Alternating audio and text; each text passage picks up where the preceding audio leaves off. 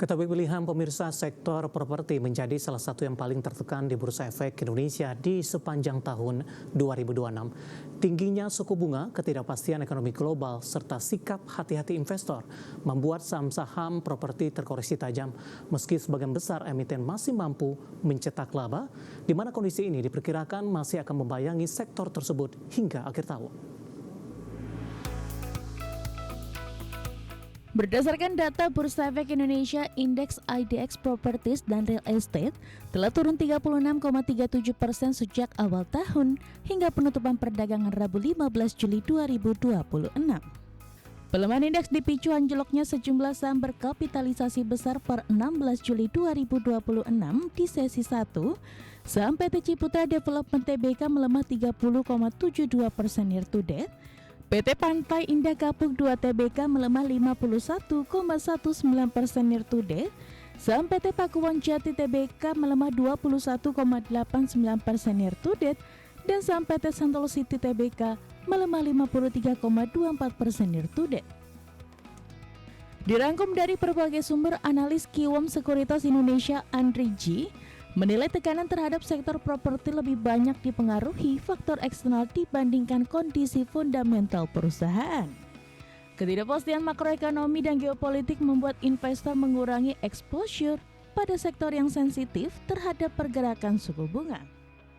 Valuasi sektor ini memang sudah cukup menarik, namun investor masih mengkhawatirkan dampak suku bunga tinggi terhadap pencapaian marketing sales emiten. Diperkirakan tekanan terhadap sektor properti masih akan berlanjut hingga akhir 2026, terutama bagi pengembang yang bergantung pada penjualan di segmen menengah ke bawah. Sebaliknya, emiten yang memiliki pendapatan berulang atau recurring income pada pusat perbelanjaan, hotel, perkantoran, maupun kawasan industri dinilai memiliki daya tahan yang lebih baik di tengah perlambatan pasar. Sementara itu, senior market analis Mirai Sekuritas Nafan Aji Gusta menilai kinerja operasional mayoritas emiten sebenarnya masih relatif terjaga. Namun perhatian pelaku pasar kini lebih tertuju pada prospek bisnis ke depan dibandingkan kinerja saat ini. Tingginya bunga kredit kepemilikan rumah atau KPR menahan permintaan dan membatasi ruang ekspansi pengembang. Di saat yang sama, meningkatnya sikap risk-off investor global terhadap saham-saham cyclical domestik turut memperberat tekanan pada sektor properti. Berbagai sumber, IDX Channel.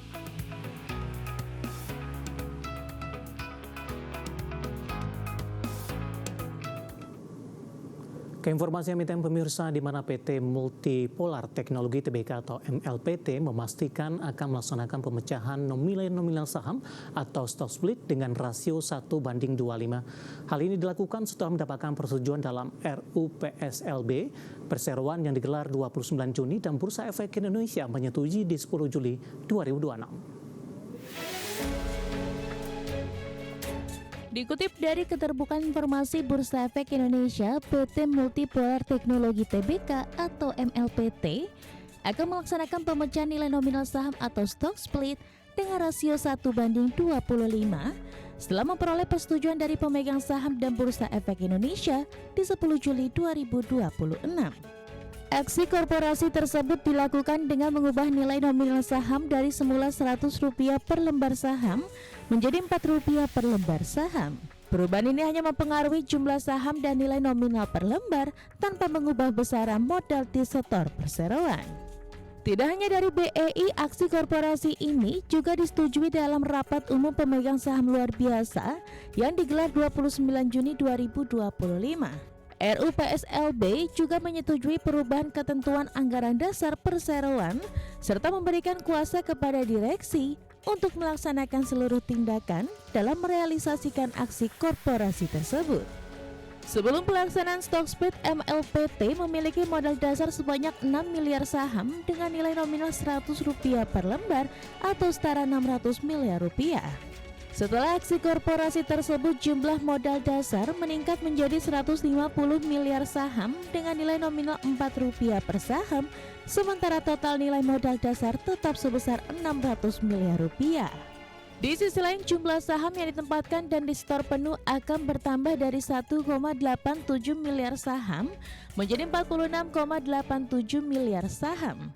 Sementara nilai modal ditempatkan dan di store penuh tetap 187,5 miliar saham, sehingga tidak terjadi perubahan pada struktur permodalan perseroan. MLPT juga memastikan pelaksanaan stock split tidak akan menimbulkan saham pecahan, sehingga seluruh pemegang saham akan menerima jumlah saham baru secara utuh sesuai rasio yang telah ditetapkan. Di sisi lain, perseroan telah menetapkan jadwal pelaksanaan stock split 15 Juli 2026, keterbukaan informasi dan pengumuman jadwal 20 Juli 2026 hari terakhir perdagangan saham dengan nilai nominal lama di pasar reguler dan negosiasi. 21 Juli 2026 perdagangan saham dengan nilai nominal baru dimulai di pasar reguler dan negosiasi. 22 Juli 2026 recording date penentuan pemegang saham yang berhak. 23 Juli 2026 distribusi saham hasil stock split melalui KSE sekaligus awal perdagangan saham bernilai nominal baru di pasar tunai. Dan pada tanggal yang sama saham hasil pemecahan akan didistribusikan ke subrekening efek masing-masing pemegang saham melalui kustodian Sentral Efek Indonesia. Berbagi sumber, IDX Channel.